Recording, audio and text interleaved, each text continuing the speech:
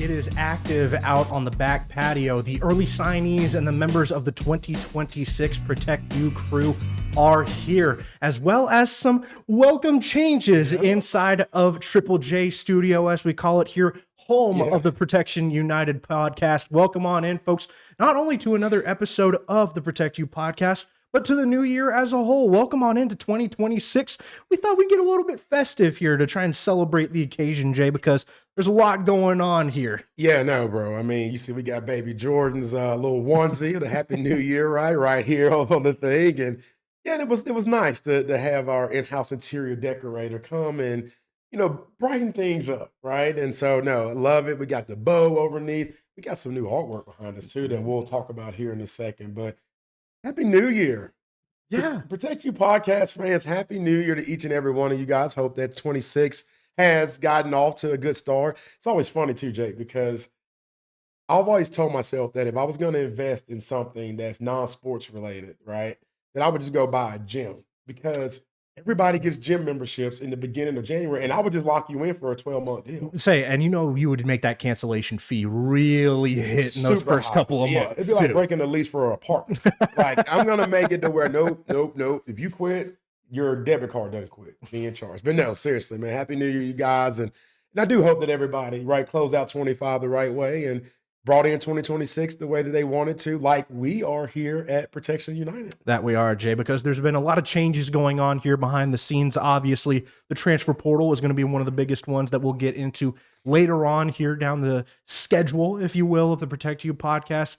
And the reason we say that, Jay, is because we got some new additions coming in here, not only new guys joining the Protect You crew, as we've done so well over this past roughly now half a year that we've been doing this podcast now, just constantly bringing in new members of the Protect You crew. But we gave them just a little bit of a teaser there for guys that we're going to be having coming into the studio for in-house, in-person live interviews. Yeah, man. Very excited for that. No, I am too. This is something, having, our first ever event to this magnitude, right? We always talk about how everything at Protection United is not just transactional, right? And, being able to show love, to our guys, and, so excited for each and every one of them. We were intimately involved in each of their journeys, right? To having to pick the final school. And, I'm just so blessed that we have all of our early signees, except for one couldn't make it because, his school's already like, hey, we need you in the lab. They're locking him in. They're locking him in. But, the fact that we have 5 of our 6 early signees, here in the studio, and get to interview them, right? And then we get to go have some fun with them afterwards, right? And that's what this is all about, right? The name Protection United is that, right? We want to protect our guys, but most importantly, we want to feel united. And you can't be united if you don't build a real relationship. In order to build a real relationship, you got to hang out and have some fun. And just so excited, that we get to spend these last, couple of weeks with our guys before, they got to report to their respective schools. Yes, because it's going to be quite the journey for some of them. A lot of them going out of state will be taking their journeys to the Division I level outside of the boundaries of the state of Texas. And Speaking of too, we had a guy come flying in from Alabama to come in and do this interview. Big fella. Cannot wait. We'll talk a little bit more about him once his time comes up, because that's going to be a very exciting little segment that we got going in with him. And two, Jay, you talk about a lot of the guys that we've been adding and talking about a lot of the guys that we've been bringing into the fold, because we never like to be overly exclusive here at Protection United. Any guy from any journey, any stretch of the country, any position out there on the field, we really like to make sure that they get the love that they deserve and make sure that they can find the right home for them. And I feel like that needs to be emphasized more so now than ever with the ongoing transfer portal. Yeah, and that's where we are right now. And it's so unique to be in this situation, because now there's only one transfer portal. And so not only do these coaches have to get it right, but they got to make sure that they build the right team, because if they don't, they got to ride it out for the next 12 months. Because there's no more, oh, we didn't get this guy right, let's ship him out and get somebody else here in April or May after spring ball. So this is a weird journey for a lot of guys. You know, I remember if we would have done this time last year, we wouldn't have had any issues like at all whatsoever. It would have been where schools would go ahead and sign them up. Let's get them on campus. let's test him out. If we like him, he stays. If he doesn't, then he get the portal again, right? And so, but yeah, now we're here, and we had a couple of young men come to us, ask us to help them, find a new home after they had, officially declared to hit the transfer portal, and here we are. Say, Jay, I do not envy the work that you have been putting in during this transfer portal window. Yeah, A lot of phone calls, a lot of discussions with a lot of general managers and a lot of coaches. So I'm very thankful that you've been able to handle a lot of that. And it comes a lot too with being able to bring in a couple of new guys that we're very excited to welcome into the Protect You crew, guys that are fresh into the transfer portal. And we'll start off with a teammate of a current Protect You crew member, or formerly teammates, yeah. as it were, out of Rhode Island, is none other than Thaddeus Crump. Those of y'all that are keen-eyed viewers and keen-eyed listeners of the Protect You podcast may know that we also represent Connor Kenyon, who was also with Rhode Island last season, but now we have Thaddeus coming in and joining in. He is also entering the transfer portal, and Jay, if you look at his film and the work that he puts in and how ferocious he is with just his teammates, you can easily see what he's capable of when he gets out there against some opponents. Oh yeah, I mean, like I'll never forget when Logan Mahoney, our talent scout, sent this film to us after we had him do evaluation, and talked about the fact that how nasty he is just in the trenches. I mean, he's one of the top interior linemen, in my opinion, that's in the portal.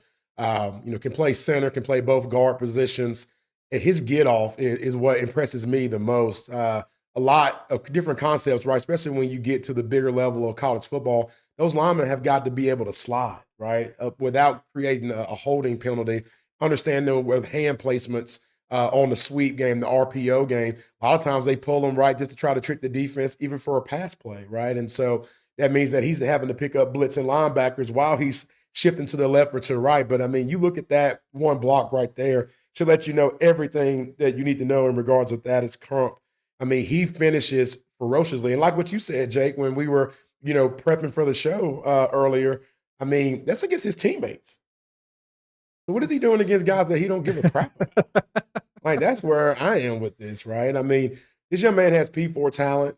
He's someone that I know has a very bright future. I'm actually shocked that Rhode Island got him and that a bigger school didn't come get him outside of high school. But, we get it, right? That's why we exist here at Protection United, just because a lot of kids get lost in the sauce. You got 1 million kids playing high school football every year. And young man's from that, Rhode Island, Connecticut area, right? That northeastern part of the world. And there's a lot of schools that didn't know he existed. And so now he's in a situation of where he's already getting, a lot of schools, interested in him. I've had to field some calls on his behalf, and we're really excited to continue those conversations. And he's already picked up, an offer from a university in Connecticut, right? Because a lot of these schools know, let's jump on this young man now before other schools discover that he exists in the world. And with him being here now on the Protect You podcast, the world now knows Thaddeus Crump exists, and we're just excited to be representing him, and can't wait to help him continue his journey.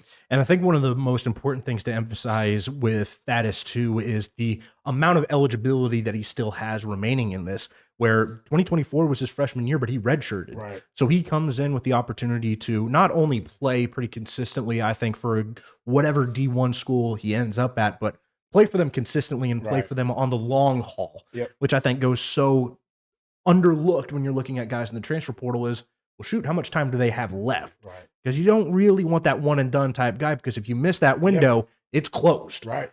But if you bring in a guy like Thaddeus that can hold things down in the heart of the offensive line for as long as he might potentially do it, I think that's his strong suit. Yeah, no, I agree, man. And I can't wait to see where this young man is. I mean, great parents, got the chance to talk to Thaddeus one-on-one, but then, mom and dad, because hey, it's a family decision. And getting the opportunity to talk with them over the phone, love the questions. That's the thing that's great too, is when you have great parents that, they understand what they know, but they also understand what they don't know, but they come prepared with the questions. And that's what Mr. and Mrs. Crump did. And I like them grilling me, it's fun, put me on the hot seat. And I believe that they love the answers that we provided, for them. And that most importantly, that we believed in their son. Because once he gets to where we know he's going to get, the whole world's going to want him in and believe in him. And I got told that I can't wait for that moment to happen when the bigger agencies come by. And then in turn, he's like, nah, you didn't believe in me Yeah. back then. You told me I had to wait and I had to do this and that to get your attention. Whereas Protection United believed in me from Jump Street. Yeah. It's nice to hear the guys come in and say, "Hey, I told this guy to kick rocks because he came in too late. He came in too late to get on my bandwagon." So it's very good to see that Thaddeus has got a lot of faith in him because we have a lot of faith in him as well. Right. Because we think that he's going to be something special when he makes it up to that next stop, wherever that may be. Yep. And Jay, I think you intentionally made me have to research and go a little bit harder on the pronunciations of these two guys. We only got two guys joining the Protect You crew, but very tricky in terms of the names that we have for these two guys. We had Thaddeus coming in here, not the way that it looks like on paper, but now we bring in Teddy Boris. Not necessarily the way that I would have expected this one to be pronounced either, but guy from out of California and was with Louisiana Tech this most recent year. And so I think his film definitely speaks for itself in terms of a sheer strength, arm talent, but then he's also, as you see here, got some wheels underneath him, which I think is what goes incredibly undervalued for a lot of QBs in this transfer portal. Exactly, Jake. And I mean, and just looking at what he's doing here, because once again, it's another crew member, right? With Jalen Mickens, right? Which that was a ball right to Jalen. I remember this in spring ball. This is a weird deal for me. I might pass the mic back over to you here very soon because I don't want to upset the masses, right? Because I'm looking at this thing from the agent hat on, but then I'm also looking at it with my daddy hat on, and the quarterback play wasn't that great this past season at La Tech. And so I'm really shocked that this young man could not get on the field if it was no more than just for like running your hurry up offense or running your spread.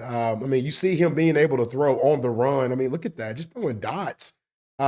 He's showing his athleticism, man. He has a great ball. Like even something like that, that might not be that much, in regards to the naked eye, but no kid wants to catch a freaking 100-mile-per-hour fastball on a 10-yard dig.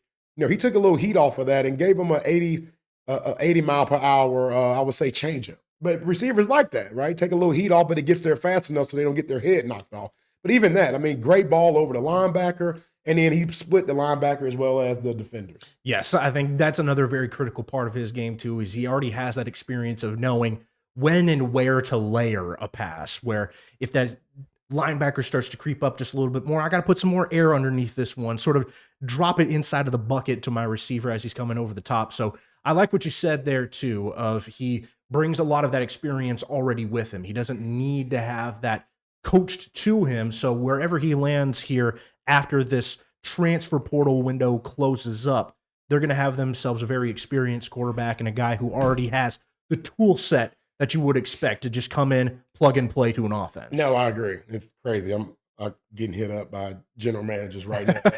So sorry. So unprofessional. That's always the pitch we give them is we could be live and GMs are hitting Jay up. Well, now you can tell them, go watch episode number... episode 23. 23, and you will see GMs are hitting Jay up. But yeah, no. Teddy's a guy that can really do it all. I get that here when we sign up somebody that we're going to be looked at as being biased. Oh, that's Jay, that's one of your guys. Like, you're supposed to say this. Kind of like mom and dad supposed to say something nice about their kid. Screw all that. Y'all saw the film. You look at it. This kid is a dude. When you see a young man that can make all the throws, he can throw a sidearm. He can throw it on the run. He can throw it in the pocket. He knows how to create another pocket. His field awareness is something to be very desired. In all honesty, I get what La Tech wanted to do. They want to be a team that can have like a Josh Allen that can run and can also throw because that's just their offense. That is the only reason that Teddy Burris did not get on the field. It wasn't because of lack of talent. It wasn't because he couldn't read a defense. It was because of just a scheme situation, and that's it. Any university that is looking to have a 70-30, 60-40 pass-to-run ratio that wants somebody that can not only lead their team, but can be a leader in that locker room and keep the morale up, things that coaches know they need to where their asses don't get fired, and a lot of them can get promotions off of it. And Teddy reminds me of the young man that was a quarterback at North Texas this past season, right? Kid never started in high school, was a walk-on, But when he got his opportunity, he stood up and he showed out. And that is where Teddy needs. He just needs an opportunity to show what he can do. And I'm telling you, this young man can end up being another one of those miraculous stories where it comes out of nowhere and you're like, wow, where did he come from? How did this story happen? And everybody has this great feel-good story. And I can't wait for us here at Protection United to be here and be a part of that story. But I'm telling you, GMs, quarterback coaches, offensive coordinators, take a deep dive look into Teddy Barros and go truly evaluate him and go look what this young man could do. He can lead any kind of offense, pro style. He can run the air raid, whatever you want, this young man can do. And my phone is here. Got it right here. There it is. Y'all hit me up. Let me know when y'all want to set up an OV, and I'll get our guy out there and let's see if we can make magic happen. Yes, we're very excited to have them on. We just keep racking up quarterbacks in this transfer portal window because it's a deep quarterback pool that's coming in with this transfer portal. But like you said, Jay, that analogy you keep using of the musical chairs, somebody's going to be left without a chair. And I think we'll be the people to tell them that they can have a seat. I think we know exactly where we can fill that void for you. No, exactly. I'm excited, because we're about to get some defensive guys here on the set. So, I think they'll have something to say about quarterbacks and what they see from their side of the field. But yeah, we definitely got a nice, I would say, stable of QBs. There you go. Right. And so, yes, love them all, and honored and proud to be representing them as well. Yes, and you mentioned there, Jay, you talked about two guys that were not only strong defensive players in their own right, but I think the analogy of the Swiss Army knife definitely applies to both of these guys as we welcome on in the first guest of a handful that we have coming on in this very special episode of the Protect You podcast with none other than Davis Kinney. We'll bring him on, and we'll be right back, folks.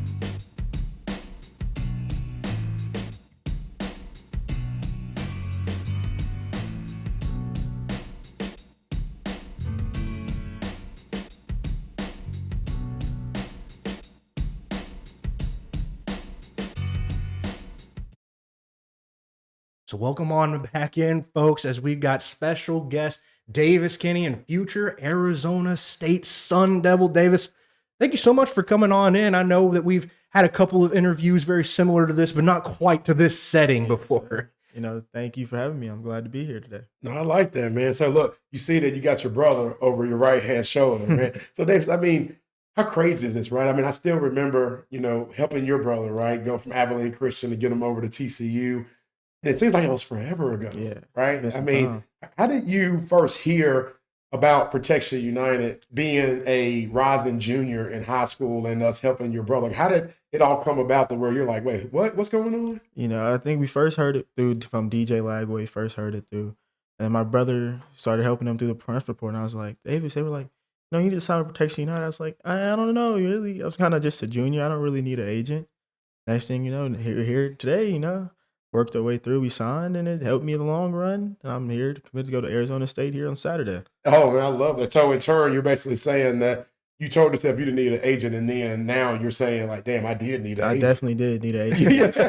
Yes. And Davis, I mean, you being a four-star safety, man, being a national recruit, talk to us just a little bit about that whole journey in essence of where you have so many schools that they just love you and they wanted you so bad. I won't throw no names out, but we know one is still heartbroken, bro. I'm talking, I don't even know they're going to even want to talk to me ever again. No, I don't think they're going to be a little heartbroken for a while after that one, what we pulled. Yeah. So, but I talked to us about like, what is that feeling, right? Because I played D2 basketball. Mhm. I only had like 2 schools that loved me. I didn't have 50 schools. Like, talk to us about like, what is that true feeling of where you're a national recruit and everybody wants you?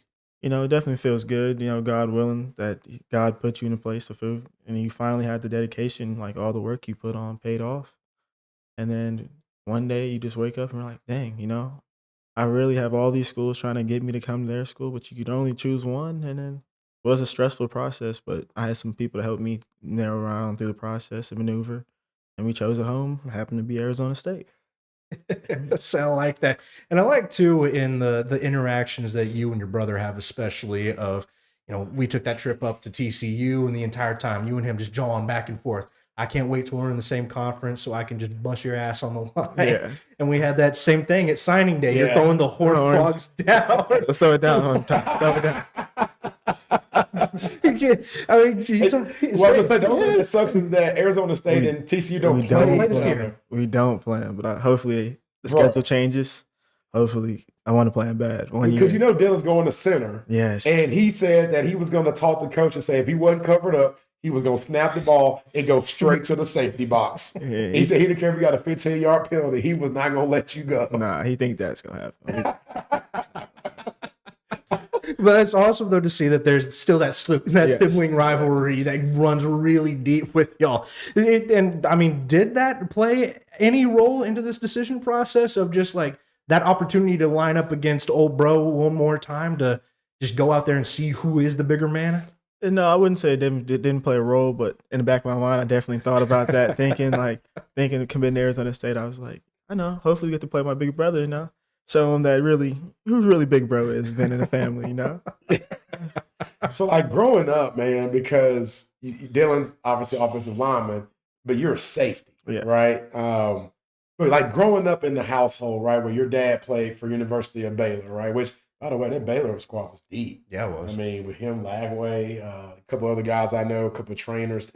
They were all on this Baylor football team where the crowd just did golf claps. But anyway, get back on. How was that growing up, man, being like, Dylan's little brother? And at what point did Davis Kinney start to kind of separate and have his own name versus just being Dylan's little brother? I would say I was definitely my brother's shadow growing up. We're definitely two different people in size wise too. So I was definitely the little brother growing up. I would say sophomore year is when I finally started making a name for myself and really started coming Davis Kinney, and people at my school and everybody really started to know me for me instead of being little Kenny or little Dylan. Yeah.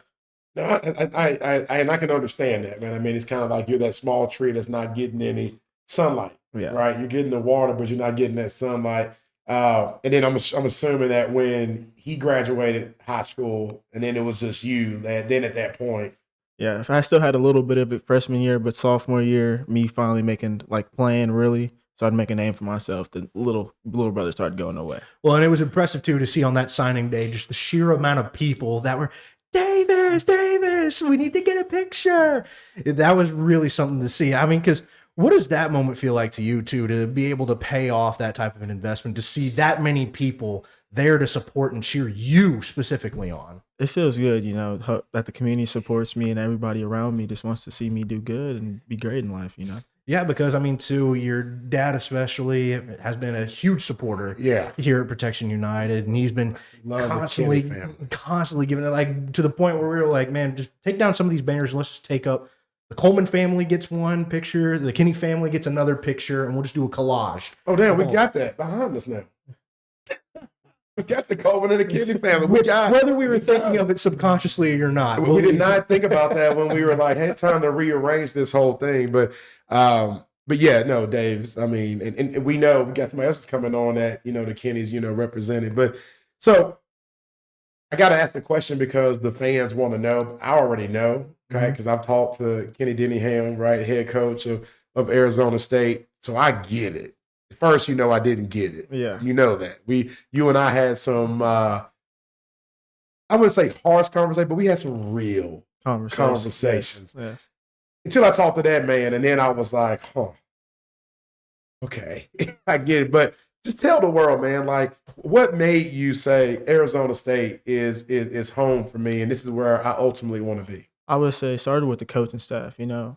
At first, Arizona State, they came down and offered me in January, and they kind of just kept with the process up in there. And then finally, we set up 2 trips, canceled on them once. They canceled on me.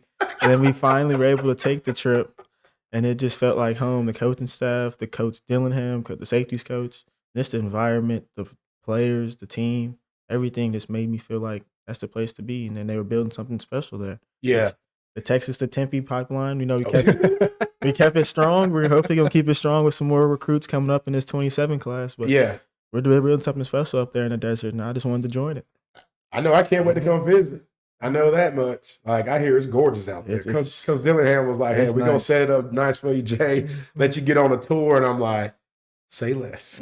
Say less. We're going to get you right in Tempe. Don't worry. No, and it's funny that you bring up, though, Davis, because it did start off as almost like a toxic relationship, like you mentioned. I mean, I remember Carson was in the driveway, and we're like, yeah, we're not taking it. And then we're getting ready to head out, and then they're like, we got somebody else coming in. He might commit, so now let's just not even go.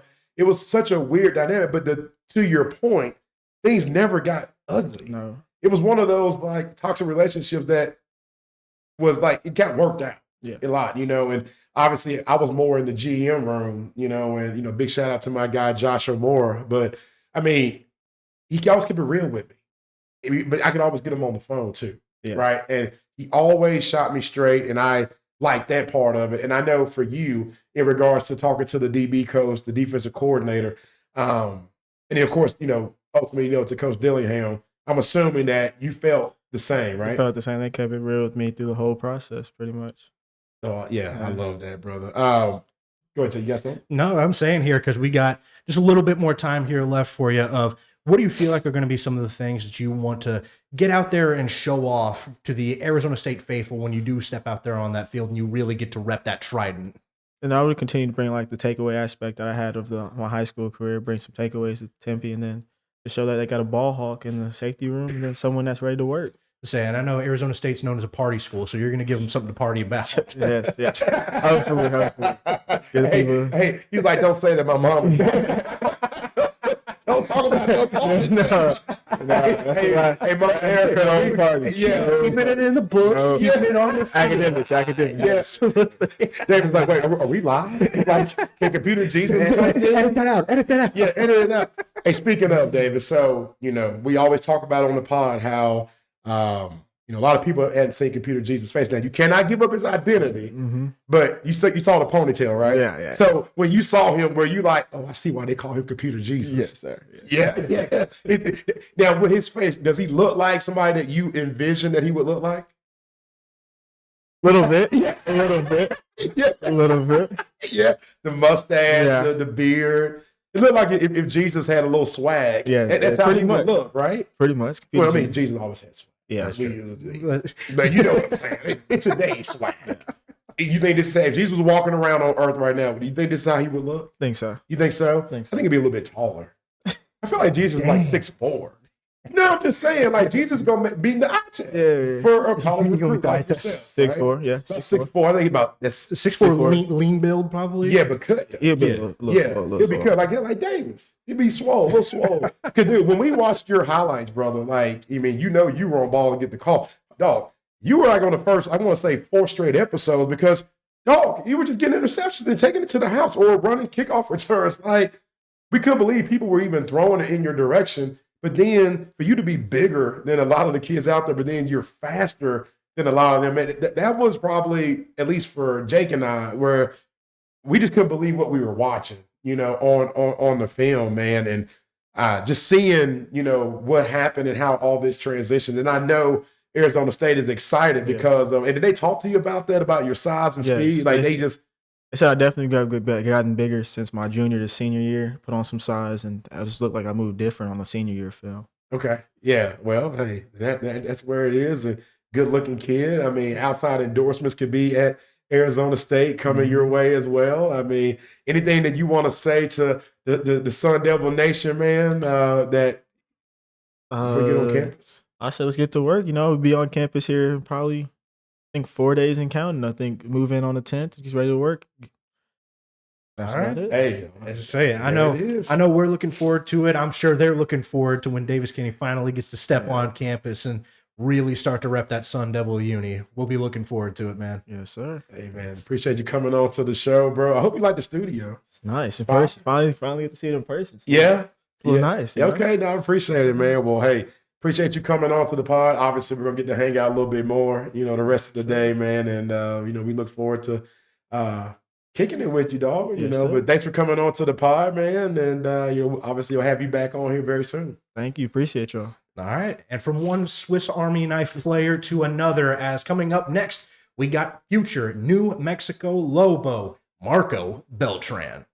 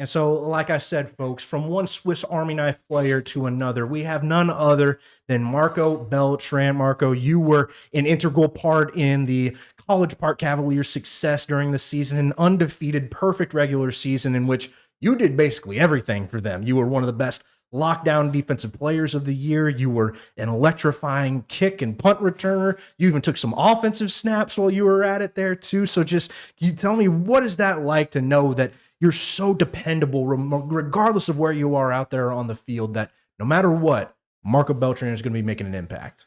I love it, and I'm like really grateful for it. You know, just knowing that my teammates and my coaches have that much trust in me to be able to do everything they want me to do. And it's like, never once have they ever questioned anything I'm doing with the ball, you know, on those risky punt returns or kickoff returns, and just knowing that I have the trust to be able to just do what I want to do as well.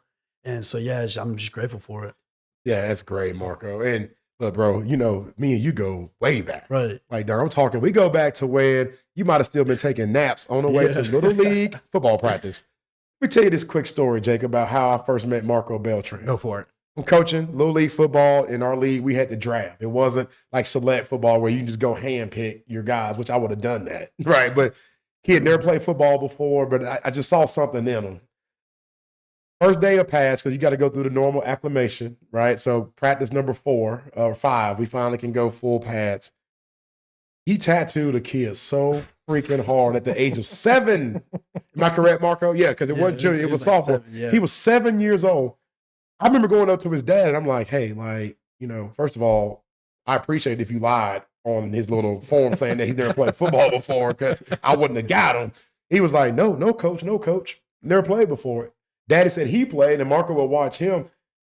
Dude, that discovering of Marco Beltran, I will never forget that season. It wasn't even my Super Bowl season. It wasn't even my best season of going undefeated and all that. But it was just one of those deals, because when I recognized what the dog mentality this kid had at 7 years old, in the same way he's looking at me now with the big eyes, he would just soak in and he would be like, Coach, what else? What else can I do? What else can I do? And I played you at corner. You remember that? Like, I put you at corner and we didn't even budge off of that. But, you know, talk about just from your viewpoint, right? Because you always remember me as Coach J. I'm probably still Coach J in your phone. Right. I call you all the time. You're like, hey, Coach. I'm like, I'm your agent now. Why you? Right. He's like Justin Williams, right? Justin's got Kirby Smart was like, why does your phone say Coach J? And why am I negotiating with Coach J? I'm like, Justin, change it. You won't change it. You probably won't either. Mm-hmm. But from your viewpoint, Marco, talk to me about where do you see, or how do you see our relationship, where I used to be seriously your coach to now, you know, I am here representing you in the growth, you know, through those past, I would say 6 years. I think it plays such a big part because, like, I feel like with an agent, you have to have that trust and that kind of connection. And I think that just going back that far with you really just makes it an even better relationship, you know, for me to you as well. And then say, as well as you, like, even though I met you, you know, not too long ago, knowing that you're, you know, with Jay and whatnot, it's almost like I can already trust you, just knowing how much I could trust Jay and whatnot. So I think it plays a huge role. Because you and I met as when I was doing reporting and when I was doing the calling a lot of the games that y'all had last year. So, you know, there's that unique aspect too of I followed you around during this incredible run that you went on of I'm constantly on the sidelines getting pictures. I'm constantly getting some sort of video. I'm so mad at myself. I missed that full on backflip that you did after beating Willis this year. I only caught the very tail end of it of you landing. I was like, damn it, why couldn't I have gone just a little bit earlier? But, you know, it's been very exciting to watch your journey throughout this last couple of years. And I'm sure it feels the same to you, Jay, to see you develop into such a strong and capable player. And now it rewards you with being able to take your talents to the next level of play, which very few guys get that opportunity to do. So, I mean, I'll toss it to you, Jay, of just what does it feel like to you to being able to see a guy fully develop from that early stage of never having played before to now we're talking D1 football here. Oh, I know. And we'll get into New Mexico here in a little bit because I know my guy Bo Davis is like, Jay, make sure he, you know, gives us a shout out. But no, I mean, it's really just been great, you know, getting to watch you grow up and to continue, you know, because I was blessed to see the first time that you showed real love to the sport of football. And I remember just telling everybody else that got to coach you all the way up to Coach Coates. I remember, you know, talking to him, I want to say your sophomore year. Yeah, your sophomore year. And I'm talking to him pregame right before the Willis game, which, you know, you remember you had a big pick, you know, on DJ Lagway that year. And he only threw 4 picks for the whole season. And one of them was to Marco Beltran, right? And so, but I remember talking and telling him, and Coach knew. He's like, oh, I know he's a dog. I said, yeah, Coach. And so just kind of getting to watch you grow and mature and then now get to be on this side of it, right? To where we still are rocking out, right? You know, together. It's been fun. It's been fun and you know, a little rewarding, you know, knowing that I was coach number 1 and getting to see where he is now. And I think it's really cool too, because, you know, your father also, he played a pretty decent amount of ball in his time too. So Did he play professionally? No, it was like college. He got up to the college level. But it was in Mexico, Mexico, right? Yeah. And then he had the option to, and then he chose to not go. Okay, so he played for Monterey. Mhm. Yes, right. and you talked about too on the other podcast that you and I do of having to dust off the VHS tape Yes. to go out there and get to see some of that video too. So I mean, can you talk a little bit too about what that family aspect is like? Of how did that play a role in the development? I think it played a huge role because, like, ever since I was little, it was just around me 24/7. And I think, like, and you know, when people ask me how much football means to me, I really mean when, like, I feel like it's truly a part of my life. I mean it, not just because of how long I've been playing it for, but even before I started playing, it was already around the household. Like, I have a little sister that could probably name more NFL and college players than I can at this point. Like, even my whole family, you see it's rubbing off on everybody. So I think it plays a huge role in, like, how much I love the game and whatnot. And also having my dad there, like, knowing he had that experience and, like, him being able to also coach me up a bit through the years, I think it's so big. And I think it's an advantage that I have that not a lot of people have. So I definitely took advantage of that. Yeah, and there's a lot of truth in that too, because like for the ones that don't know this, like I had to make Marco come today. He was like, "Coach, I got to work out." I said, Marco, Jesus, bro, you gonna do your dog like this? Like, I need you to come on the podcast. Like, we got everything set up. We got this fun event. Okay, Coach, I'll be there. I'm like, dude, one workout, but that's to you. That speaks to you know how you are, and it truly is in your DNA. And what you just shared, Marco, it's not lip service. Like, you truly live it, breathe it, and it's in your bloodstream. And so, that being said, right, you had some offers, right? Wasn't the offers that you wanted, you know. Then we started rocking out together. Then all of a sudden, now things starts going. But what made you settle on the Mexico? Like, in essence of where you're like, yeah, this can be home. So yeah, I mean, going through the season with the offers I had, like, I was really grateful, you know, and, like, I will admit, like, I'm really grateful for everything and every opportunity I've gotten. But, you know, I was kind of like, man, like, I just don't feel it, you know. And then going on a campus at New Mexico, I feel like the environment and the coaching staff, it was the coaching staff for me. Like, there was not one coach that I'd met that I didn't feel a connection with. You know, Coach Egg, Coach Big Nell, the safeties coach, like, they're doing such a good job. And it's also like this was just their first season there, which is so crazy to me. And the other thing is, talking to the other players, they were already so bought into him and his program that, like, you could tell that this coaching staff was, like, you know, not just another coaching staff that just tells you what you want to hear, and, like, somebody that you could really trust. So I think that the coaching staff, the environment, and the players were really what sold it off for me. You know, because when I'm looking for somewhere to go, I'm looking for a home. Yeah. Looking for, you know, a team, people I could trust, and that's exactly what I got from New Mexico. No, I love that, man. All right. Quick little last a few questions. Since we have been in your life for such a long time. So talk to me about what was your favorite moment for Little League football? Oh, man, I'd say Little League could probably be winning the Super Bowl. Okay. Yeah, I like it. Because, you know, being the quarterback and That's right. Yeah. You were a Also, two-way starter, right. yeah. And then knowing that, you know, nobody thought we were going to win that game. The other team had already, like, had the whole party bus ready, the rings ordered, like, all that. That boy said the wings were Yeah, ordered. Not the wings. Yeah, Oh, yeah, man. they had Extra everything. crispy was already in the Everything. fryer. Yeah, and so just being able to go out, show out, and, like, prove everybody wrong, best feeling ever. I love that. I'd say that's my favorite. All right, so then, and I think we probably know the answer to this, but we're going to ask it anyway. What was your favorite high school moment? Oh, my God, being the Woodlands. Yeah. It's been, like, especially knowing a bunch of those guys Yeah. over there. Yeah. It's almost been like a rivalry since seventh grade. Yeah. And so, like, being able to go out and beat them, it was the best feeling. And just knowing that, like, I can go around telling everybody that we won, you know? Yeah. Calling everybody else, like, little bro, in a sense that, like, you know, they've had on us for a little while. So definitely the best feeling. Yeah, and they got y'all district championship, Yeah. right? Mhm. You know, and so, yeah, well, Marco, thank you so much. Big shout out to Marco's trainer also for understanding that Marco had to miss a workout to come on here and show the Protect You podcast some love, man. But no, we definitely appreciate you coming on. And like we just told, you know, Davis, right? Another safety that's in part of the crew, man. Looking forward to hanging out, man. We got a big lunch. You ready to eat? Right. I'm excited. Are you excited about that? I'm starting. Yeah. I'm glad we picked the place that we picked because we got the next guest coming on. I think he's going to eat probably more than you, Oh, Marco. 100%. You think so? Yeah.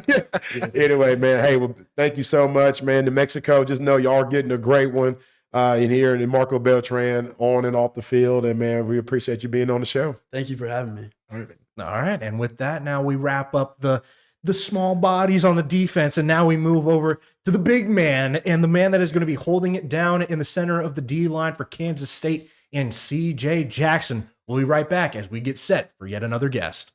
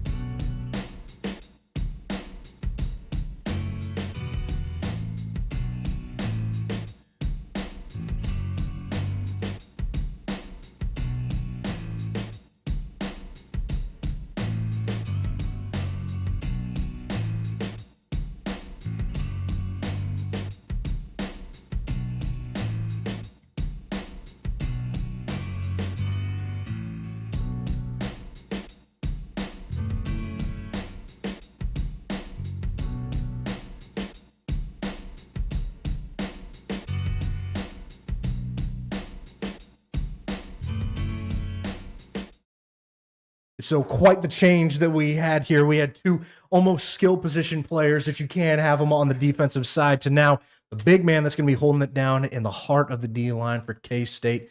CJ, thank you so much for coming on in. I know that we treated you pretty well last night, got you a tour around of downtown Houston, and had some Texas barbecue while we were at it too. So we greatly appreciate you taking the time from coming in out of state to join us here. Yes, sir. I thank y'all for having me. It's very exciting getting to get down here and see Houston for the first time. So I'm enjoying it already so far. So I'm ready to see what else y'all have in store. I love it. Oh, yeah. CJ, you're a great young man, but you scare the hell out of me. Like, I don't even like looking in your eyes too long because I feel like that I can get attacked and I can't do a damn thing about it. Is that what offensive linemen feel when they see you on the football field? Yes, sir. That's the first thing I try to do. I try to look into their eyes and make sure they know who's coming for them. So you put the fear of God in them real quick before you hit them on the line? Yes, sir. No, I love that, man. And look, I see you represent. You got the K-State on, and you got the bling bling. And but yeah, you know, you being from a small town, right, of Alabama, and you know, you're really a product of what's called diamond in the rough. I don't know if you've ever heard that term before. That basically means that, you know, you're a diamond, huge diamond. Everybody loves diamonds, but they don't know that you exist, right? Yeah. You know, so starting off in just your initial recruitment, right? You know, rising freshman year, rising sophomore year, how frustrating was it for you to be out there dominating at camps and things of that nature, but not really getting the recognition and the shine that you know, ultimately deserved? For me, it was upsetting a little bit, you know, seeing all the recruits come in, all the coaches and the recruiters, talking to them a lot, and my whole sophomore year talking to them that preseason and postseason. Yeah, that was upsetting, but you know, I kept my trust in the man up above, and you know, I kept grinding. It encouraged me to work harder each and every day, seeing that they didn't see what I saw in myself already. So it just lit a fire in me to keep working hard and get better each and every year. No, I love that. And then when Protection United comes in your life, you know, how did, you know, Protection United help you in regards to like your recruitment and helping you kind of get out there in regards to now becoming not only a 4-star, but also helping you in regards to being a national recruit? Y'all helped me a lot. Helped me realize who was really there, really for me, not only for the stars and the other schools that I had. That really believed in me and wanted to see me out there on the football field. So y'all helped me a lot when it comes to recruiting and organizing and seeing what schools were best for me. Yeah. And I mean, bro, you remember it was a bidding war out for your services. Like, Yes. when it went from you weren't getting the love that you deserved to then on the complete 180 other side of like, whoa, this is a lot of love. Like, walk us through that emotional roller coaster. It was a lot of emotion. I didn't know how to feel at first. I was just shocked. I didn't really have too many words, too many things to say. Yeah, I was. Oh, you was. No, I'll never forget because I was in Atlanta, Georgia when we got the final offer from Kansas State. And I remember telling you, and I wish I could have saw your face, but you didn't say a damn word. And I'm like, CJ, are you there? Are you happy? Like, do I need to go somewhere else? And I remember. Was definitely happy. Definitely happy. But, like that part of it, right? Was it a feeling of where you're like, man, is this really happening? Like, is this real? Or did you not question it and you knew that, okay, this is what's happening and I'm good with it? Because I know that you're a guy that likes to keep your poker face and you don't show a lot of emotion. But in that moment, did you show a little bit of emotion? Yeah, the family, they seen it, man. That was the happiest I've been in a long time. I was speechless like I am now. Because I can imagine too that's the payoff for a lot of the work that you've been putting in and payoff for a lot of the work that your family's been putting in. We had the great opportunity to meet them face to face and finally get to see what that family aspect was like for you. So it's very understandable too that they would be happy for you in that moment, because they told us some of the stories too of y'all have that classic, the door that y'all always do in the measuring on the heights of. Yeah. And so you've been dominating that. We're to the point now, I think they probably have to get a new door pretty soon here with how tall that you've been getting in some of that. So can you just tell me, give a little bit of insight of what was the family reaction to that moment like? We were all happy. It was like you said, it was a big payoff for them helping me over the years and it's helping me become a better young man. Being in the process, all of that at the moment, we're celebrating. Yeah. I was happy to see them happy. I was happy to see them, see what their work has done for them, and that was a big thing for me to see that I finally get to help my family. Yeah. Be able to get that opportunity. Of course. Yeah, no, and that's, CJ, getting to like see, just all that kind of come to fruition. And, big shout out to Mama Jackson, right? Mr. Jackson, man, just great people. But that was a part of this whole process. And a lot of people like don't understand and get that is that when these schools are paying money, right, they're looking at an investment and they want to see what the return of that investment is. And I truly believe that your negotiations were, although it was a bidding war, it was so easy because of the fact that not only you have great parents, and they knew that those schools put a lot of background, deep research, right, before they invest in someone. But then the other side of it too, CJ, and I remember when I shared with every school that was after you, me telling them that you had your own lawn care service. Talk to us a little bit about how you started your own lawn care service and the growth that it became over the past few years. So it all started with me going out with my grandmother because originally it is her business that she helped me go along, and I kind of grew love for it, spending time with her out there cutting grass and her teaching me some of the strengths and the things that I can do to build that business and to grow relationships with different people around. So, because I can imagine too, where they're like, "Hey, I need to uproot a tree," and it's like, "Oh, we'll just send CJ out there. CJ's got that. He can take out a tree." Hey, no tools. No, just shows up like show with no shirt on, and you just pick a tree out. She's like, "Yeah, y'all are laughing. That really happened."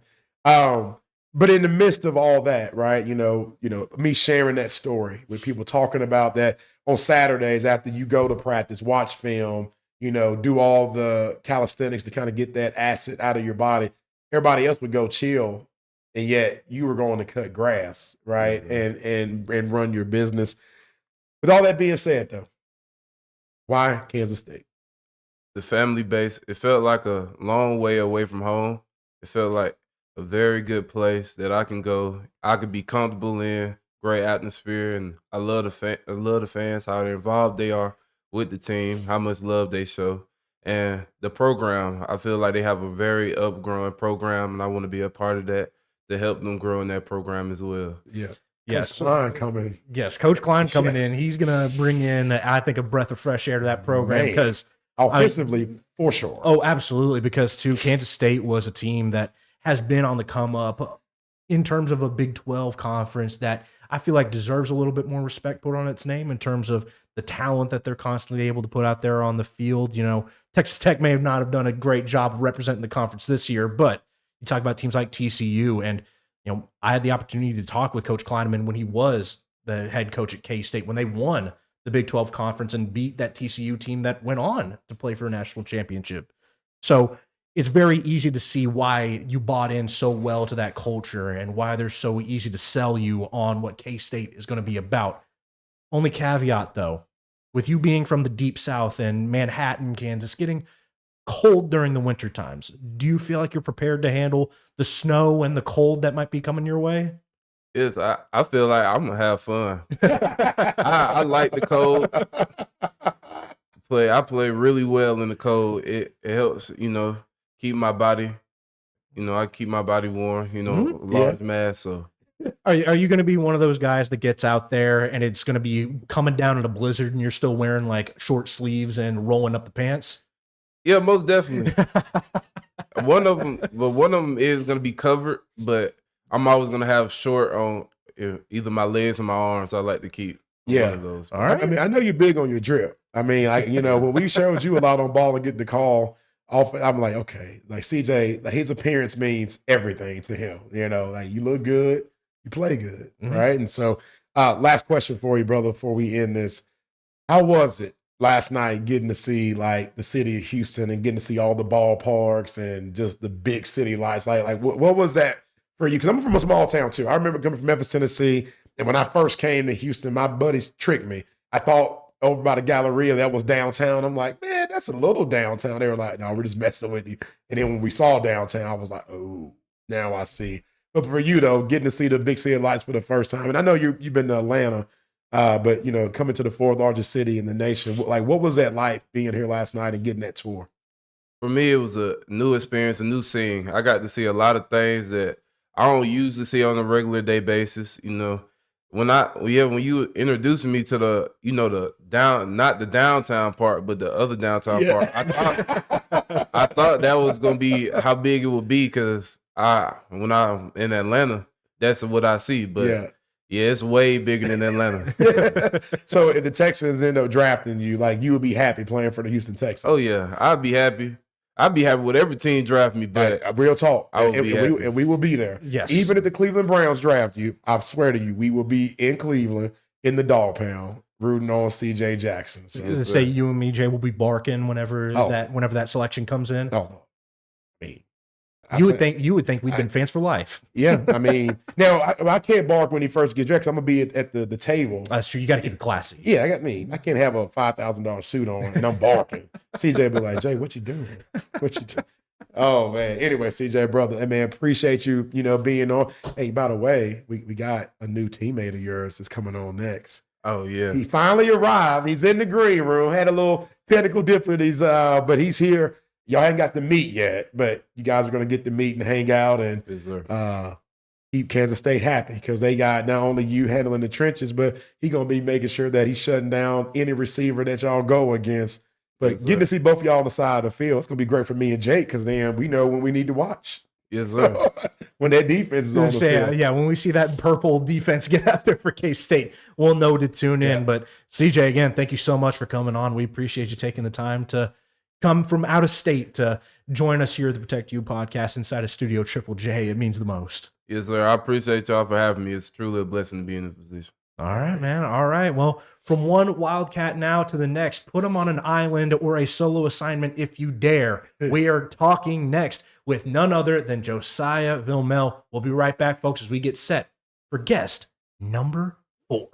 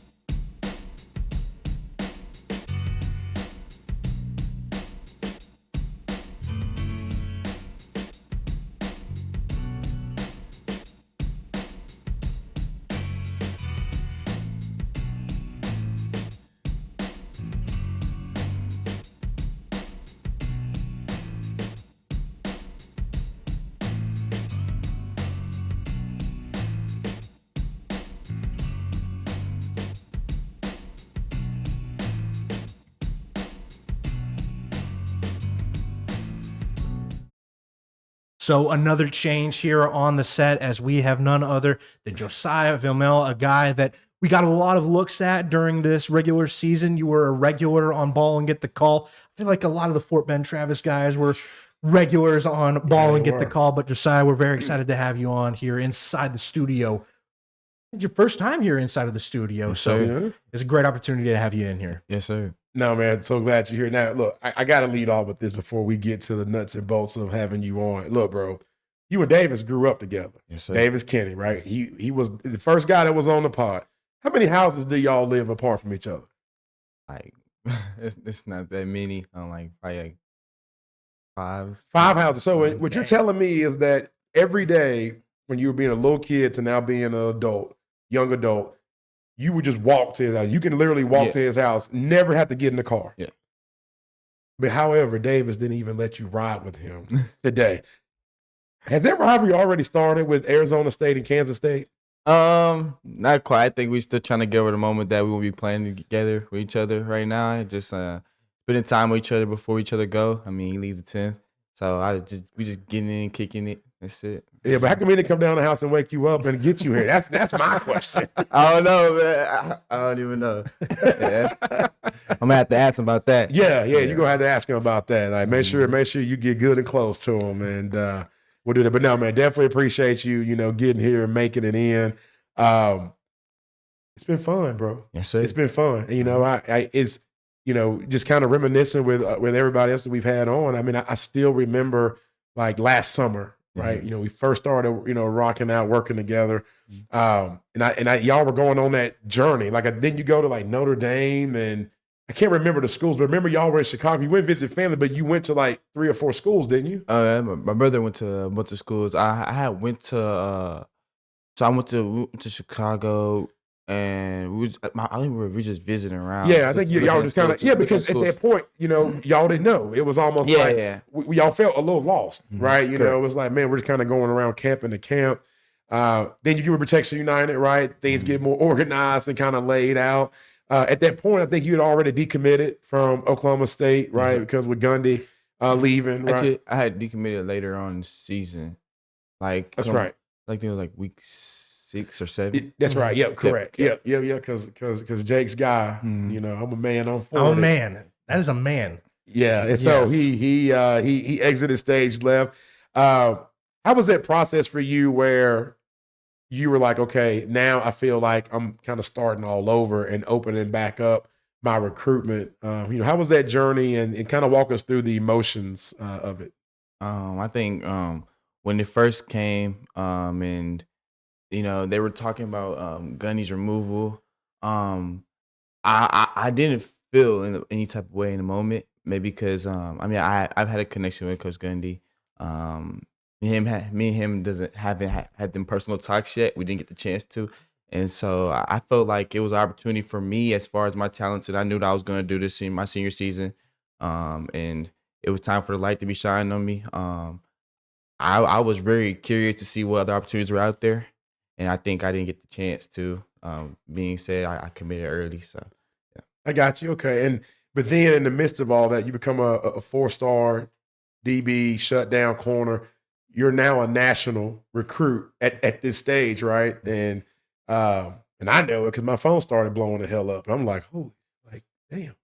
I knew you were a dude, Yeah. right? But once again, man, I love all of our guys. So it's hard for me sometimes to look at things with a clear vision because I Right. think all of our dudes are future pros, Yes. right? So, but when certain schools were calling and then they kept calling, and now the head man is calling, that's when like, yeah. How was that process for you? I know how it was for me, Yeah. but how was it for you where now all of a sudden everybody's loving you all over the nation and everybody wants you, you to kind of be a part of their program? I think I'm a big people person, so when that was happening, I love the attention. I was getting what I was asking for, but I didn't know what it come with. And I think as you go down there on these schools, it was tough. It was real tough to tell a school that you're not coming, especially when you've built that connection in the past. Maybe they didn't offer you at one school, but they offered you at the next. And so it's like that connection was always there. They always checked in. It was exciting and it was stressful at the same time. I admit. But hey, we got through it. And Yeah. That you did, man. That you did. And it was, I can imagine a little bit stressful too while you're out there, out on the gridiron, just trying to do your thing. And then you got me coming up to you and trying to get pictures of you. You were stone cold. You were one of the most locked in players I think I've ever gotten sideline photos or videos of this entire season. Where I go up to your dad afterwards and I was like, hey, is this normal? Or is he pissed off at me for getting pictures of him on the sideline? He's like, that's just who he is. That's just the way he is. So, I mean, when you talk about how do you get into that headspace to block out all the noise that's happening around you and just continually go out there and take care of business the way that you did? yeah, yeah. When the pads and helmets on, it's like I'm putting my body on the line for my teammates, and that's how I play. I play with everything on the line, and that's every play. So I mean, I block out the distractions and worry about each down and getting off the field fast and letting the offense go produce. And so that's the biggest thing for me is just going to work. Yeah, Yeah. absolutely. Yeah, no, and that was the thing too. At least for me, Josiah, from my side of the world, I was highly impressed, right, when we were going over, all those NIL contracts where, once again, for the fans watching the show, not an easy decision where everybody is offering really above asking price if we're being real here. And so then that wasn't an issue, right? So it was like a bidding war, but then it was like everybody's like, I'll match with this school match, I'll match with this school match. So it was like, okay, so now we gotta like just lock in on the monetary side. What made you ultimately say, okay, K-State is where I want to be? Yeah. So obviously, growing up in Houston is different. It's way different than going to Manhattan. It was an uncomfortable situation for me, but I feel like as far as that program, it's more to it that it's supposed to be at a higher level than it is at right now. And I felt it when being there that the standard hasn't been met yet, and it will be, especially with Coach Colin Klein coming in and just him preaching, family business, like was big to me. That's what I've been looking for, especially when I gave schools my top 3. It was family, it was culture. You got to have a culture there, and I think him being alum, he's gonna bring that, make that happen. And then, like we talking about living physicality, that's me. I mean, that's what you want to hear. I mean, people have shied away from it, and I think we're running right into it, and I'm ready to go. Oh, that's great answer. Yeah. And the question that I asked here of CJ too, where you're from Houston area, it gets swampy down here. Yes. Well, no, I asked this to CJ. Oh, you asked it to CJ. Okay. I asked this to CJ, and I saw you nodding your head, and I saw you giving a little bit of the I'm about this. Houston area, it gets swampy, it gets humid, it rains a lot. But football season in Manhattan is very different. It gets cold, it snows, there's blizzards up there. Do you feel like you're going to be the guy to embrace that? You're going to be the guy that gets out there in the short sleeves and just says, I'm out here to ball. I don't care what the weather is. Yeah. I'm lying. Nah. I'm most definitely wearing the sleeves. I'm wearing the sleeves and tight. Yeah, you got to. I mean, it's a fun experience. I don't think I'll shy away from the cold. Being up there in the snow, like their last game against Colorado, it was different. I haven't seen it so long. It was crazy. So yeah, I think it's gonna be a fun experience. But no, most definitely, I'm gonna be wearing a lot of clothing. Yeah. You gotta stay warm. Gotta stay warm, man. And like just going through everything that you've already gone through, right? You had a great, obviously you dominated Little League, but then you had a great, high school career, right? To kind of end things off, and now it's that next journey, right? To where you got to meet new teammates, new coaches. Now you're an adult. Mom is not here cooking meals anymore. Are you looking forward to kind of being on your own? I am. I think I'm it's every step of the way you meet something new and you can just build there. Coming into Travis, it wasn't all that good. And what I poured into that football team is I brought culture, I brought leadership skills, and I created a team. So I think as making something out of nothing and going up there, I think me being an addition, we're gonna flip things around pretty quick. And so I'm ready to go. I mean, I'm ready to meet my teammates already. I mean, they kind of already told me what they were looking for, and I'm looking for the same thing as a national championship. Yeah. And so when you talk like that, you talk big, and that speaks highly of the players you're around. Right. No, exactly. And then plus you got that 24-hour indoor facility. Yes, sir. That's me. Hey, I know. That's you all day. And so I can't wait to get to Manhattan. I hadn't been to Manhattan, New York. So I'm just going to say, hey, I'm going to Manhattan. I'm just going to leave it there. Little Apple. Yeah. There you go. There you go. There you go. Hey, so before we conclude this, brother, like, is there anything that you want Wildcat Nation to know, in regards of who's heading up there and what they're going to be getting? Oh, we coming. Yeah, we coming. I just know I'm coming. You're going to get a player making loud noise hey, every time I step on the field. So, yeah. All right. I like it. Say lockdown defensive back. Yes, You sir. got that. You Yes, got it. I admire the confidence. I like the bravado that you're going to be bringing up to that K-State program because that team is going somewhere. Oh, yeah. Yes, sir. And I think with you and with CJ and a lot of the guys that they're going to be bringing in, especially at the very top of that coaching staff, they're going to be moving, making some moves. Yeah. Yep. I'm just ready to watch you sit on that island. Yes, sir. Like, look, because you got to be a dude that's willing to sign up for, hey, I'll take this top receiver and I don't need no safety help. Like, Yes, sir. it's not an easy task. And I see why your position is very well compensated because of that. Because, like you mentioned, everybody else is running away, but you're going to the Heat. And so, no, man, I can't wait to watch you ball out and most importantly, get to watch you continue, your football career and your journey. And it's going to be fun, brother. Yes, sir. Yeah, I can't wait. I can't wait to get in the weight room and see this body transformation that they're gonna do. I'm excited. I'm ready to go. Okay, Same, man. Well, hopefully, maybe Madison and Addie can get him like a outside endorsement deal where he just has his shirt off. You look like a guy that will sign up for something like that. I would, sure would. Yeah. Yeah, that's me.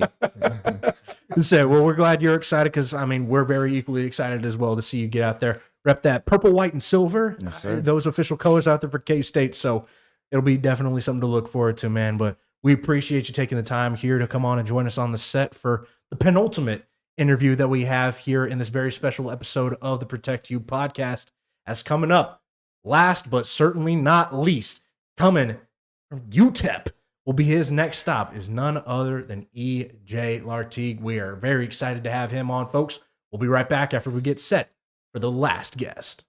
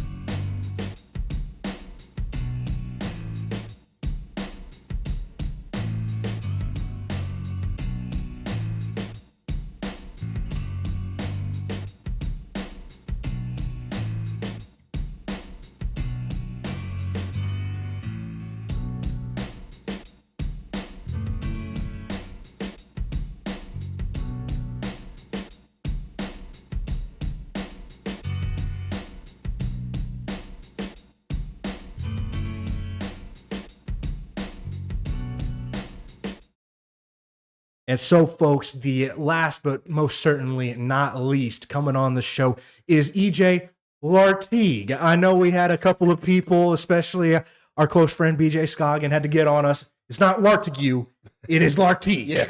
Like it's not Scoggin. It's Scoggin. It's Scoggin. Yeah. So interesting names. So we had to make sure that we had it right here, EJ, because we're very excited to have you on here as you were a regular also on the Ball and Get the Call because you got out there, you dominated. We had a great opportunity to go out there. We had a couple of interviews as well. We had you after y'all beat Willis in that early game in the season. I grabbed an interview with you then. After y'all beat Magnolia, we also had to get an interview in for that as well. I don't think Addie's happy about that. No. Addie's over in the green room being like, you beat my brother, EJ. You beat my brother. You beat my How brother, could you do EJ. that? How could you do that? I love my baby, bro. EJ said, I don't give a damn about your baby. He said, no love lost. You're No on the love gridiron. lost. He was like, hey, you be out there on that field, No friends on that field. That's fair game. Fair game. That's fair game. Fair game. EJ, man, really appreciate, you joining us, man, and being on. Just from your perspective, right? This is a whole new world, right? That we're living in regards to just everything from recruiting to NIL to transfer portal. How have you wrapped your head around all of this in the midst of you trying to prepare to go to college for the first time? Really, I'm not really have my mind on that right now. A lot of crazy things has happened at UTEP, so I'm just preparing myself for that. So I'm just ready to go. Yeah. I'm just ready to go. Yeah, absolutely. You're excited to be moving on from high school ball to college ball. Yes, sir. like you're ready for it. Yes, sir. Absolutely. Okay. And I, like you said, we know that, a lot of things are happening. There's a lot of things happening in a lot of universities, right? UTEP's not the only one, but, before all of these things transpired, like what made you say like, hey, UTEP can be home for me? The way they work, I like that. Their head coach is very energetic, Coach Walden. I like him a lot. So that makes me happy, and they love me a lot. Yeah. And I love them so much too. And the food there is great. Yeah, well, the food is yeah. great. Yeah. So are you big like Tex-Mex guy? I would say so. Yeah. And so they probably went and took you to an authentic Mexican restaurant, I would assume, with Like the two to an Italian restaurant. Interesting. hey, brother, we're taking you there today. We're taking you to an Italian restaurant. That's why your face lit up when I said, do you like Italian? You were just like, okay. So they took you to an Italian restaurant. It is interesting because Say in El Paso, Texas. in El Paso, and Jake, here's the deal. I was in the stadium this past season, and I remember one of the locals telling me, they said, hey, that's Mexico, like right there. And I was like, where? They were like, right there. And I'm like, what? You can literally see Mexico right on the other side of me. So El Paso is literally right there on the border. You already got your passport? I do. You do? You gonna stay on stateside though? Yeah. Yeah.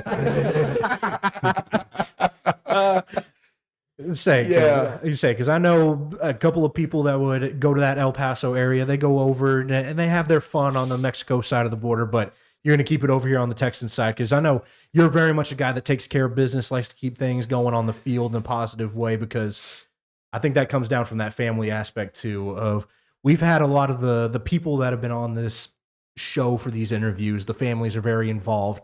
They're very energetic, but I feel like every time we went to go and see you play, we would wrap up that interview. First person I'm hearing is your mom from the stand saying, EJ, that's such a good job, EJ. I mean, what does that feel like to know that no matter what you're doing and no matter where you're at, your family is always right there in your corner beside you? They're my biggest supporters. Yeah. I love them very much, especially my mom. She's always there. I hear middle of the game, I can hear her say, go, Lord T, go. So it makes me happy and excited all the time. Yeah. I just love it. And I love the balance too, because mom is like overly excited, but then dad is just like, good job. Like he's just even. How is that to grow up in like such a balanced household? It's like, I would say it's like good cop, bad cop, basically. Okay. He's very serious. But my mom is serious too, but she also will like be happy. Or Right. not Show happy. that passion. She'll too. show that. My dad's very, he's a serious person. He just want to see me dominate, get the job done, execute. Violence. He likes violence, that's for sure. My mom wants to see that too, but she also likes to be like just standing there. She always just loves me all the time. Yeah. And it must have felt good too with how run heavy that Klein Collins offense was, of knowing that no matter what happens, you're going to have a solid opportunity to go out there and just level somebody at the point of contact. Yes, sir. That's my favorite thing to do. So now talk to us a little bit, EJ, because right before we signed you up with Protection United and started our journey together, you have always played right tackle. Is that correct? Yes, sir. How was that conversation for you of where a young man is having to go talk to a fully grown man that has been coaching football longer than you've been alive and have that convo of like, hey, coach, like for the situation, not only just for myself, but also what's best for the team. Like I need to move the center because that position is critical. I mean, nothing starts without the center Mhm. making the snap. But how was that, conversation for you, and how did you basically have the strength to like actually go have that real convo with them?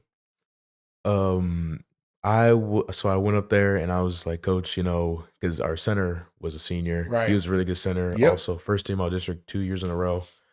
And we didn't have a center after that. So I asked him, I was like, Coach, can mind if I play center this year? Because we have tackles and he can fill that spot. Right. So I was like, Coach, I think it's a great opportunity for me, especially at the recruiting level, because I'm the size for a center. Right. And he was like, yeah, that's a great idea. And then now I'm at where I'm at today. I love it. Hey, appreciate that, Coach Mitchell. I like that. I'm glad that convo went easy because those things are not easy to do, right? You know how excited I was when I heard that you were going to go play center because, like you mentioned, right? Playing tackle, that your ceiling would have been FCS perhaps, right? Just because you didn't have the height. So different than the guy you're looking at right here, Dylan Kenny, right? That's why he was at Abilene Christian playing tackle, but he's only 6'3", Mhm. right? But then when he got to move to guard, then TCU was interested. And so, but he didn't want to rock the boat and was a little nervous to say something in high school, whereas you had that strength. How do you think that by you having that conversation, and forget about the results of it, but just the fact that you were man enough to go and talk to your coaches, how do you think that correlates over to the next level from a collegiate standpoint, right? When now you're on the field having to be the mouthpiece to the guards and the tackles going against somebody and understanding that, hey, I might be a young pup that's out here and you might have 2-3 years, or in some cases, some dudes got like 7 years of eligibility. I still don't know how they figure that out. But being able to say, I get y'all been here longer than me, but this is what we need to do. This is how, talk to us a little bit about, you having to show that true leadership at such essentially a young age. Well, I just wanted one goal. I want to go to state. So I was willing to do everything I can. And based on the results that we've had last year, which wasn't very good, I just wanted to do what I Y'all really made to the wanted. third round last year. It's just regular season. Okay. All Regular season. right. This wasn't what I hoped. Okay. But I'm glad they made it there around the playoffs. I'm like, hold up, fam. I remember y'all being there because I was like, dang, we could be Willis and Klein Collins again Yeah. if we can get past Longview and DeSoto. We all were wishful thinking in that regard. But yes, being able to play it then and then now senior year, it was a little bit easier, right? You had already earned that respect, Yes, sir. from your guys. But now going to college, right? Because you got a chance to start as a true freshman Mhm. at center, right? That was one of the most intriguing reasons why we collectively, right, as a family said, hey, this could be the best spot, getting to play early, getting film. I mean, that's really what you want to have that opportunity versus going to a school where they say, hey, we're going to redshirt you right out the gate. And you're like, damn, I'm not even going to have a chance to compete. Mhm. But now having those guards and tackles that have been there already, are you looking forward to being able to earn their respect like you did to the older guys at Klein Collins? Yes, sir. Absolutely. I think they'll help me, and I want to be the leader to help them through, so we can go big. We can go win the Mountain West Championship. That's right. Oh, that's right. Yeah. God, they are going to the Mountain. Yeah, So yeah. La Tech and UTEP are leaving Conference USA. And that's some good football there. I mean, because you got UNLV, you got Boise State. Well, I think New Mexico is there. Yeah, Yes, New Mexico's yes. there. I don't know why New Mexico State just didn't go with them. They're weird. They New are Mexico weird. State's So, weird. but no, I mean, but that's going to be some really, really Air Force. Yes. Is there. So really good football in the Mountain West Conference. Mhm. Any team in particular you're looking to play against because of the city that they're in? They don't play in the Mountain West, but we played Michigan week 1. Oh, in the big house. Because I know they ain't coming to El Paso. Bro, week 1? Week 1. Out the gate? No cupcake on week 1? Nope. Michigan. Wow. And The then Wolverines. Week 3 we play Oklahoma. Jeez. And we know that's in Norman too. So you're getting not only P4 action, but you're getting big boy P4 action in the SEC as well as the Big Ten. Yes, sir. You're looking forward to that, aren't you? Mhm. I have a huge chip on my shoulder. Hey, I like I that. love to hear that. And that's his daddy's blood coming out. You see how he looked at us? I got a cue like, damn. The guy at Michigan, like, man, I don't even know who you are, kid. And you're like already mad at him. You don't even know who the nose guard's going to be, but you got a chip. Why is that chip on your shoulder, you say? Because I have been underestimated. People tried to give me a chance. Well, not even a chance. People looked at me, but they bailed out on me. So I have been just thinking about that. I was thinking about that all year last year. That's why, I've had, I think, 153 pancakes last year. Well, I was just thinking about that before every game. And I was just like, yeah. And then now we're going against Oklahoma because Oklahoma was actually one of the people that came up and visited me and then stopped talking to me. So I have a very, very big chip on my shoulder for them, for sure. All right. Would you say That's real talk. that game was what, week 3? Mm-hmm. That's real talk. I know where I'm tuning in. Yeah, me too. For my week 3 match. Hey, man, even if Jalen's got a game, I got to have my phone. Sad. Pull that up. I got to pull that up because I love that. I love that. I mean, this dude even knows how many pancakes he had. 153. He didn't just give out an arbitrary number. Like, I bet if we fact checked that, it'll be 153. Oh, I bet. But I love that, EJ. That is what is needed. And I love and appreciate you sharing that, with us as well, because you have been underestimated your whole career. And I love that now you get an opportunity to get some get back. Mm-hmm. Oh, you come call and just know that price is now tripled. If I can even talk him into coming to Norman, he might still be like, "Nah, Joe, I don't care what they offering. I'm not coming." But we got to at least talk about it. Can we talk about it at least? Yes, sir. Okay. All right. All right. Good. Hey, you're still on the clock.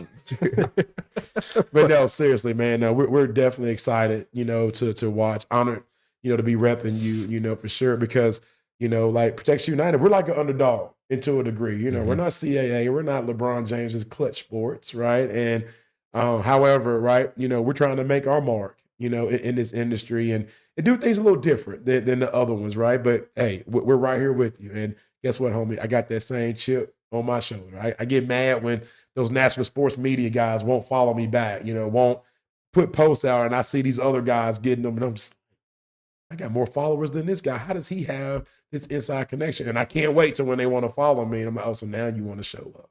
I'm the same way, brother. So we're in this boat together, EJ. But man, no, definitely appreciate you coming on. And let's just say that you got a lot of fans that are rooting for you, people that don't underestimate you.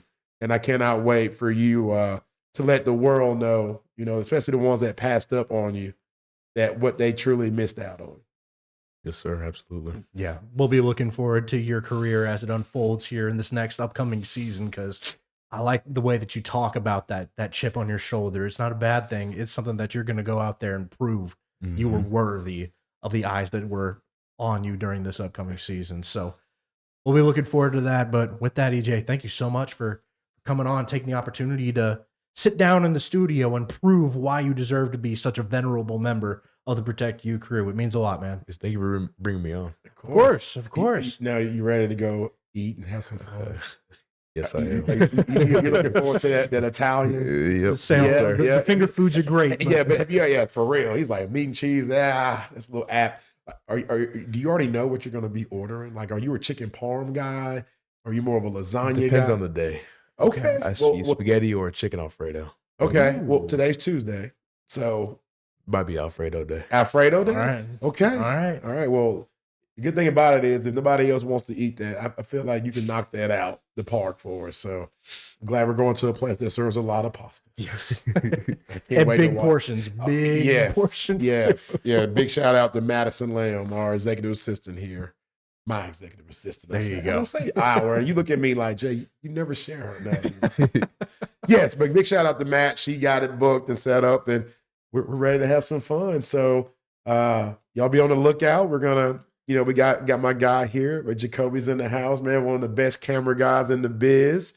He's gonna be here documenting a lot of this stuff. We're about to get on the Sprinter van with the crews, and we're gonna get to show all that next week, right, Jake? That we are. We're gonna have it. I think Jacoby says he's gonna have like all kind of reels and almost like a mini docuseries of a mini docuseries.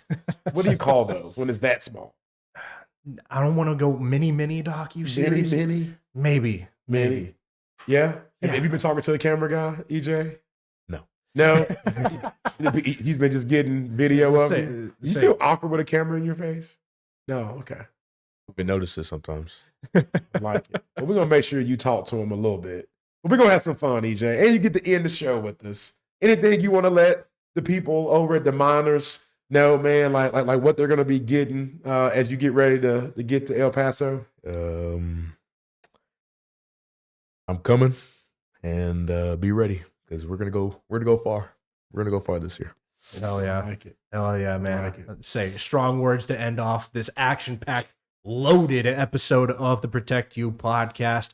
With that, EJ, again, thank you so much for coming on. And that wraps up this episode, Jay. This is one that I've been looking forward to for quite a while now. Same, brother. I'm glad that we were Same. able to pay it off, and I hope that you all liked it as much because, shoot, if y'all had half as fun watching this one, then I had twice as much fun making it. So thank you all so much for watching in. Jake Wilson, as always, alongside the man Jay Mickens. Justin Woods was our excellent producer, and we'll catch you all in the next one, and we'll see you around.